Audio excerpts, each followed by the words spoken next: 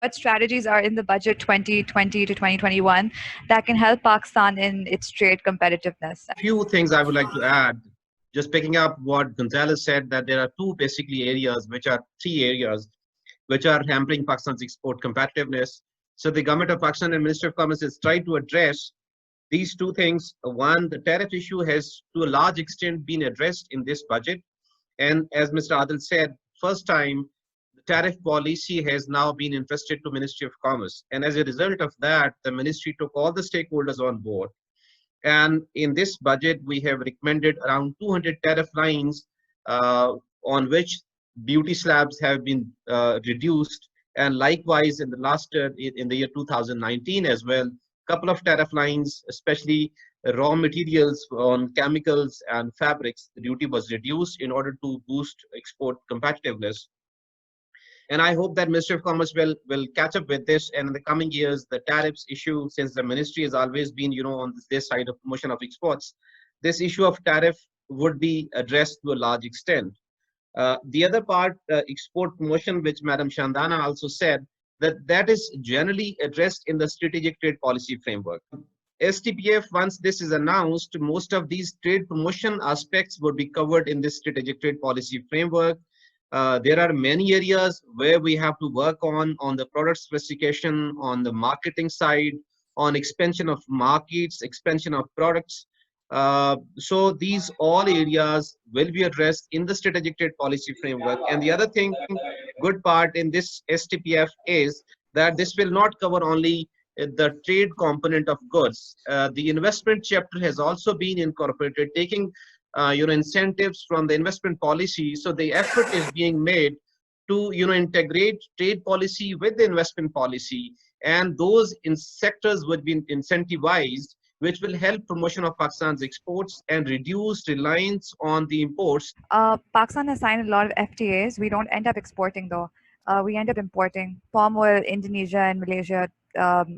के साथ जो हमारा the FTA, does the Ministry of Commerce actually look at data after signing and develop a strategy, keeping in mind whether we get net benefit or not? And what is the role of the Commerce Attaché, and how do you see your role? And what role do you play? Thank you so much. It's quite a large question, so I'll rephrase it. Rather, I'll break it into two parts. One, what we have done so far on FTAs and PTAs. Musaddiq Saab also alluded to this part. The second part I'll cover is where we are lacking behind. And the third question is about the commercial attaché's role. I'll come to that in the end. The first one, what we have done so far. Everybody is quite aware of that. We are having a couple of FTAs, but not to that level. Next door neighbor, India, considered to be a closed economy, having many FTAs. Thailand and East Asia is going into plethora of FTAs and PTAs all around the globe.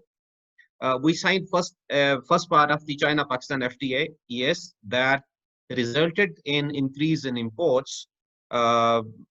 We cannot attribute all the imports because of China FTA, because in 16-17 major imports took place because of CPEC. So that basically contributed to rise in imports from China. But what we did, we started second phase in 2012 and concluded in 2019. So it took us almost 7 years. And I can vouch for that this is the best deal that any country can clinch from a country like China. Like Chinese total global imports, roughly $2 trillion US, and 85% of their imports are duty-free for Pakistan. So it's a huge market where they are relocating, where they are graduating upwards. They are sophisticating their productions, and still there is huge demand. So we have dovetailed, we have got major concessions in the Chinese market, and not only concessions we have sought, we on the other hand have been able to protect our industry through very stringent safeguard measures as well. Sorry. The other one, I'll cut it short. The other one that you said was the Indonesia and Malaysia PTA. Yes, that resulted in increasing imports. But palm oil, they are the major producer. Pakistan has traditionally been importing palm oil from Indonesia and Malaysia. What we did was, there was a slightly, ministry didn't do well at that point in time, because we did first FTA with Malaysia. we gave them concessions, and then same concession was given to Indonesia without getting something in tangible in return. And as a result, the imports of palm oil was diverted to Indonesia. What we ministry did in 2017-18, when we analyzed that, we took up this issue. We even went to the extent of revoking this PTA, and ultimately after 2-3 rounds of negotiations, we were able to seek major concessions again from Indonesia. We didn't concede anything. We call it a rectification of the first PTA and 20 top export tariff lines, for which Pakistan's global exports is roughly 8 billion US dollars. We have been able to get zero duty, and this notification has been issued and is operational. With Sri Lanka, we have been enjoying trade surplus. Now, where we are lacking, Musaddiq Saab said, and yes, there are many FTAs going on. The famous one is ASEAN plus 6 FTA, which ASEAN is negotiating with countries like China, India, Australia, New Zealand. Pakistan is not part of that. Once this FTA, this comprehensive FTA is signed, Pakistan will be completely out of this Far East market because they are going to massively reduce their tariffs. Courtesy India, that India is still blocking that and trying to negotiate on its own terms. Had India been agreed to, this would have been signed last year, because 2019 was the deadline for that. We have a problem. We cannot, at this point in time, become part of RCEP, because we have never been part of the full dialogue partnership with ASEAN, and that is the reason we cannot negotiate that. TPP is another famous agreement. Trump withdrew from that, but still they are heading, towards conclusion, and they have rephrased the name. They call it Comprehensive and Progressive Agreement. And now UK with Brexit is considering also to be part of that. We have not even given any consent or not been even considered by those countries to, co-opt Pakistan, considering Pakistan may not be a big market for them. GSP plus, yes, these are time-bound concessions available to Pakistan. But as Madam Shandana said, I was looking at UK, imports. After 6 years of GSP plus, our exports to UK just increased by 400 million, which is a peanut. So if we are not ready for that, and once this GSP is graduated or they phase out, where do we stand? This is the time that our exporters and entrepreneurs should take advantage of that. We are at par with Bangladesh and many of the developing countries. If we are not able to, compete at this point in time, imagine when they will put in tariffs and what would happen after that. With UK, we actively engaging them, and hopefully, Musaddiq Saab, they will give GSP-like concessions to Pakistan for some period in time. But again, we have to go for a long-term sustainable institutional mechanism, not just relying on the unilateral concessions, maybe reciprocity, and maybe we have to move towards some free trade agreement, which are, continuous long-term agreements. Just alluding to the previous question, what we are supposed to do and what we have inferred out of this COVID are just 3-4 points I would like to highlight. One is the COVID. What I have noticed globally, 3-4 new phenomena have emerged. One is the rise of e-commerce. E-commerce is on the rise despite these lockdowns. All these eBays and Amazons and all these online selling shops, their sales have ballooned. So we have to, work on that, and our exporters and other even IT industry, they have to come into this.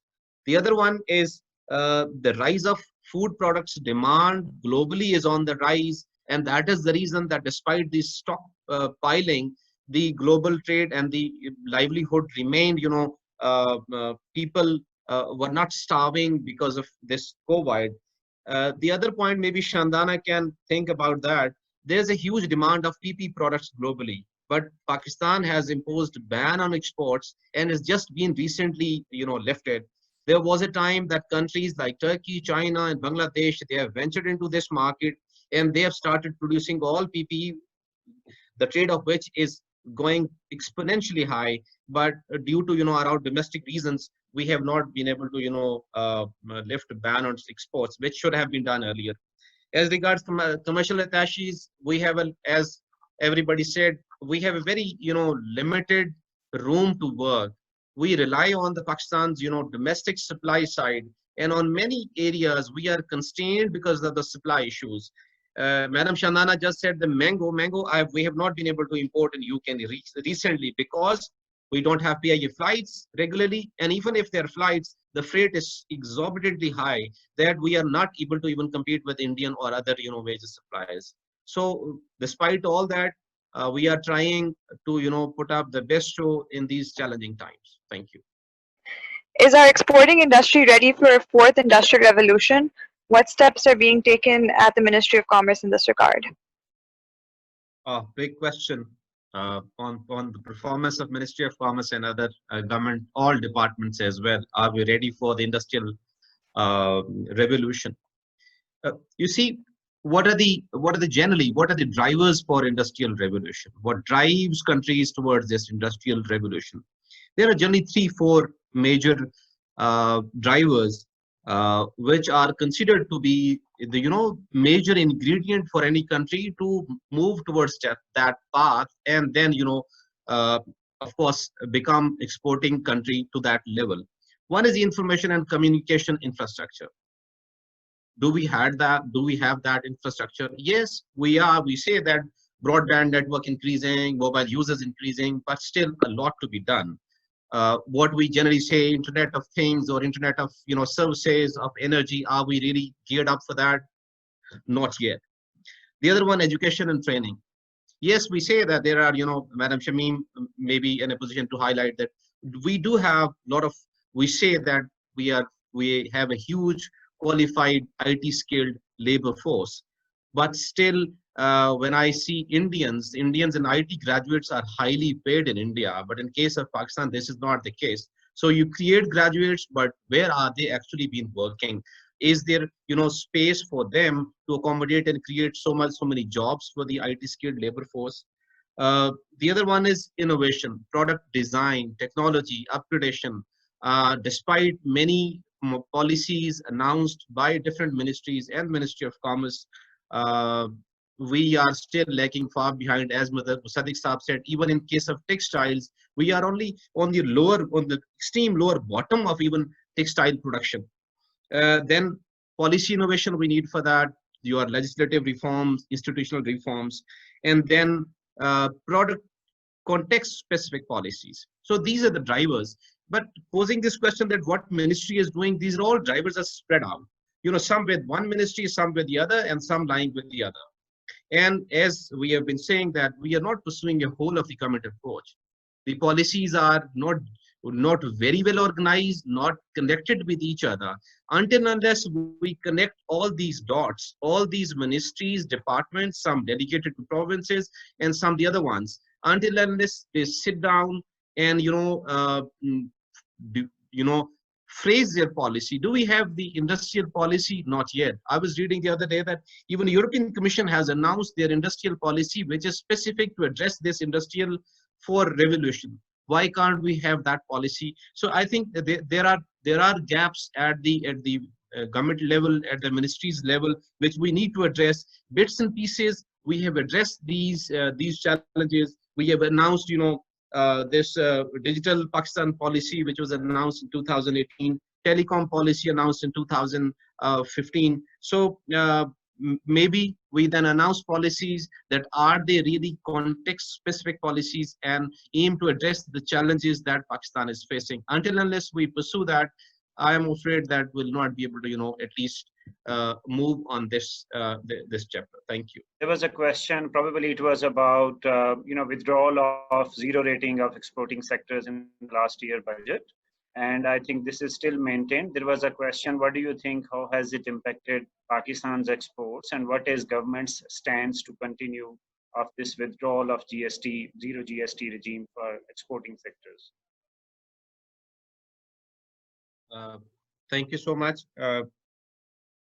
You see, we have to see that why government was forced to withdraw this facility. This facility was available to the exporters for last many years. And FBR in particular was of the view that this facility might have contributed to exports, but this is being misused as well. So they withdrew this facility and introduced a new system of payment of refunds, the faster system. now the problem is that that system would work only once these exporters are registered with that system.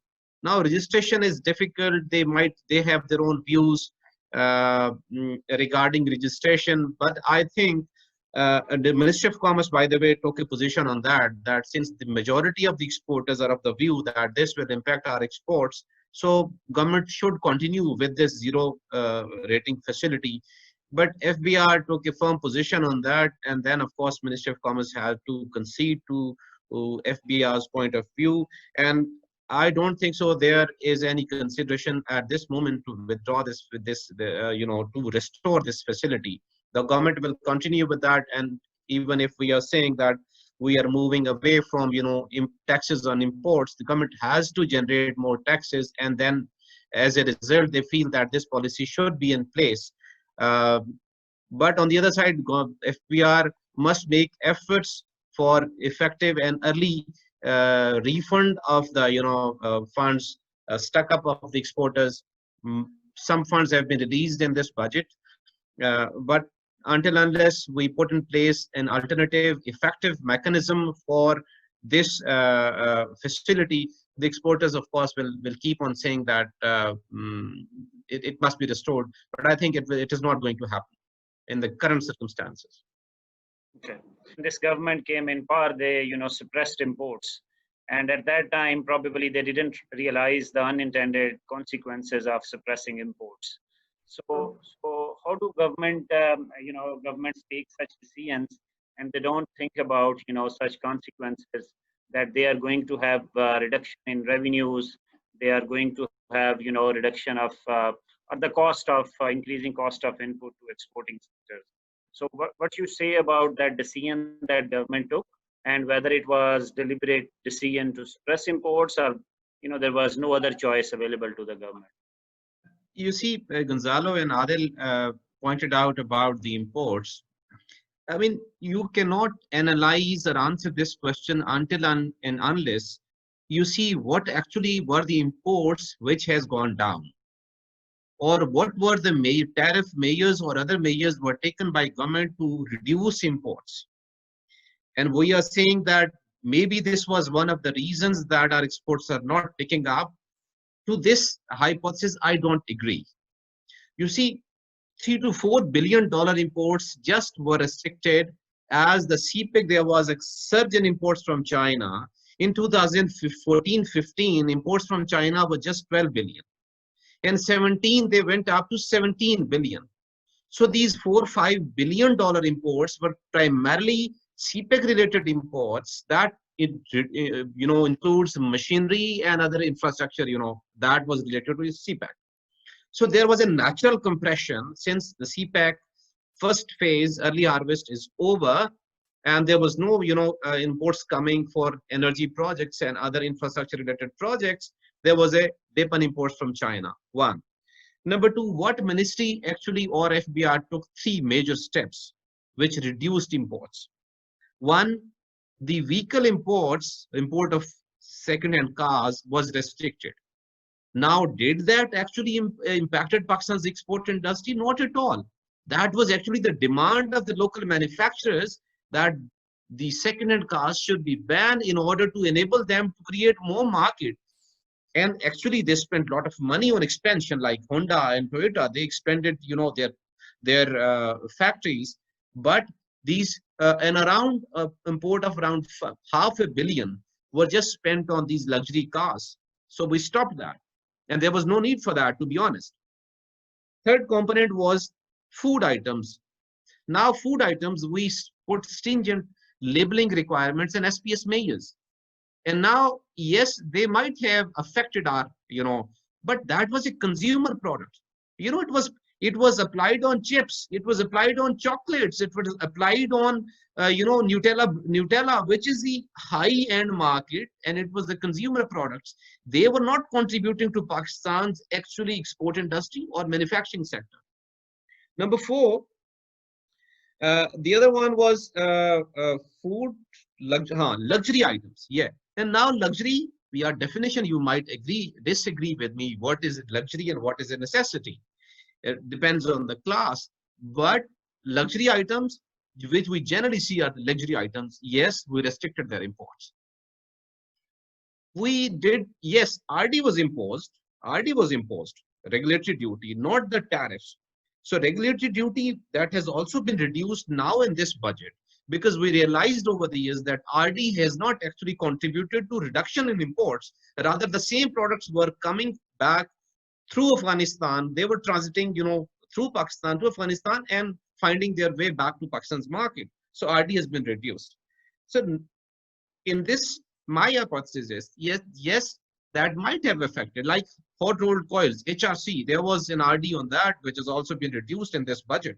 So that's a raw material. Yes, we need to rectify that. But saying that all imports, this import compression has actually led to reduction in exports, this is not actually the case. Another factor also contributed to reduction in imports was the trade. We restricted trade with India. So $2 billion, imports were coming from India. That's been, though we have diverted to some other sources, but we have generated some domestic capacity as well, like some of the chemicals and some, yes, like cotton, you can say, was a raw material, which was coming, from India around. Another PTA was, the chemical product, which was coming from India. That's the raw material, but that's an accidental, measure taken by Pakistan in response to what India did. So my hypothesis is that yes, they might have, but actually the objective was to contain current account deficit, and that was taken, very well crafted, well advised, and well researched policy of restricting those imports which were not contributing actually to the growth of manufacturing sector in Pakistan. Thank you.